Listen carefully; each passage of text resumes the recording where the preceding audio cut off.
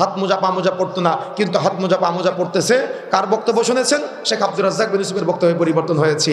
আমি একবার ইন্ডিয়াতে 24 পরগনা একটা মাহফিলে গিয়েছি, তো বলতেছি শেখ আপনি যে মাহফিলে এসেছেন, এই মাহফিলে একবার শেখ আব্দুর রাজ্জাক বিন ইউসুফ এসেছিল।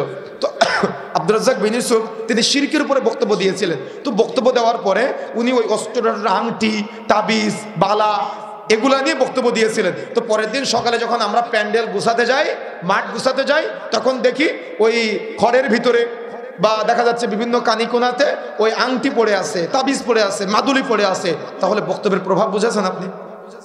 বুঝেন না মনে হয়। এই বক্তব্য বন্ধ করবেন কিভাবে আপনি?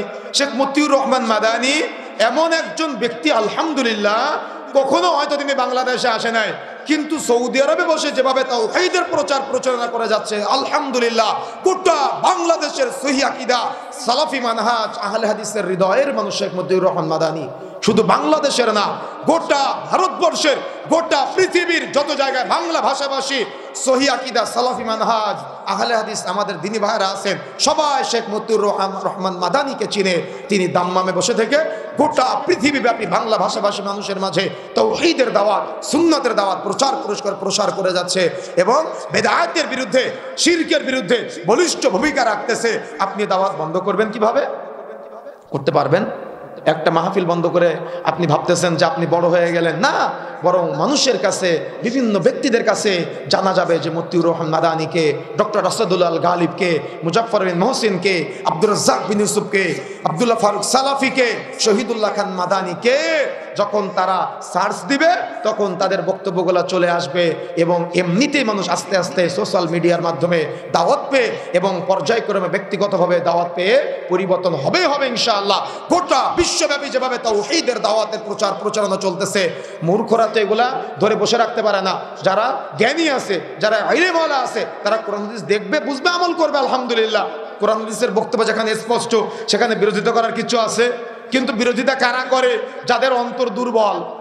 আমরা পাবনায় একবার, আমি আর আমাদের প্রিয় ভাই বাশার বিন হায়াত আলী, আপনারা হয়তো অনলাইনে দেখেছিলেন যে বেদাতি ভাইয়েরা বক্তব্য চলাকালীন সময় বিশৃঙ্খলা করার জন্য চলে এসেছে। তো আমাদের বক্তব্য এক পর্যায়ে বন্ধ করে দিল, বিশৃঙ্খলাময় পরিবেশ হলো। পরবর্তীতে থানায় তাদেরকে ডাকা হলো, আমাদের ভাইয়ের মাধ্যমে জানতে পারলাম। তো তারা এবং আমাদের দিনী ভাইয়েরা মুখোমুখি থানায় বসে আছে। তো যিনি ওখানে মূল দায়িত্বে আছেন উনি জিজ্ঞাসা করতেছে যে আহলে হাদিস ভাইয়েরা কি আপনাদের কোনো বক্তব্যে বাধা দেয়? তো বলতেছে না। তো আপনারা কেন বাধা দেন? কখনো আহলে হাদিসদের কোনো বক্তব্যে বাধা দিবেন না। কথা বুঝতে পেরেছেন? এদেশের মানুষের সবার কথা বলার অধিকার আছে, আহলে হাদিসের মানুষেরা কথা বলতে পারবে না কেন? কেন এত ভয় আপনাদের যে আহলে হাদিসরা কথা বললে আপনার মিলাদের ব্যবসা বন্ধ হয়ে যাবে তাই? আহলে হাদিসরা বক্তব্য দিলে আপনার জিলাপির ব্যবসা বন্ধ হয়ে যাবে তাই?